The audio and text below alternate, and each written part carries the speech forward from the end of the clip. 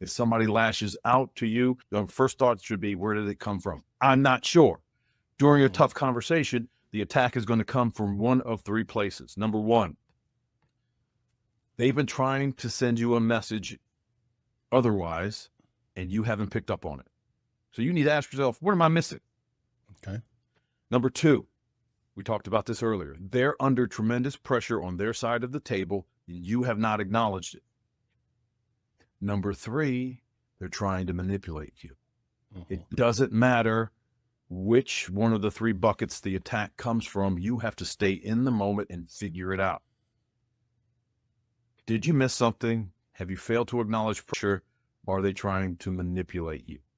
Most people, when they get attacked, get triggered, they either figuratively or literally leave the conversation. Or they attack back.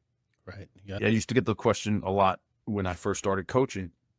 And that was, hey, Derek, listen, this is a guy I got to have a conversation with. He's an ultimate jerk. I know he's going to get loud and belligerent. At what point in the conversation can I go back at him? And my answer to them is always the same. Yes, you can, if your goal is to make him dumber. If your goal is not to make him dumber, then don't go back at him. So it's mindset first. Now, I'm never going to tell you guys, stay in your seat, don't get triggered during conversation, because it's impossible. You are going to get triggered.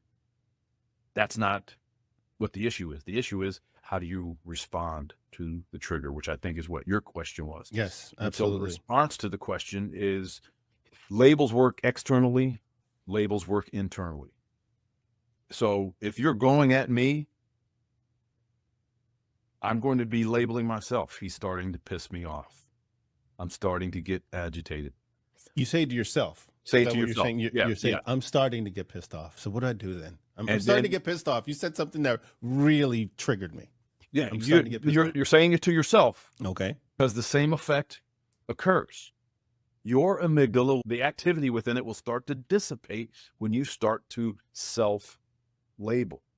And this is not Derek Gaunt saying it. You can look it up online. The internet is replete with academic studies and neuroscience that shows people hooked up to fMRIs. It's remarkable that psychologists are still in business, because the advent of psychology was before we could see inside the brain. Now we can see inside the brain.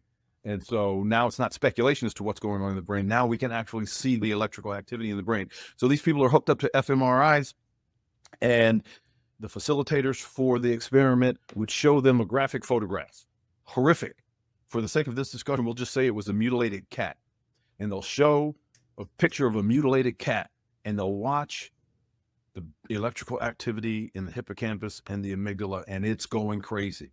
It looks like a polygraph chart on a habitual liar. It's just going absolutely bat-ass crazy. And then the facilitator will say to the participant, what are you feeling right now? And the instant that the participant says disgusted, grossed out, appalled, horrified, the minute that they verbalize that, the activity in the hippocampus and the amygdala starts to dissipate.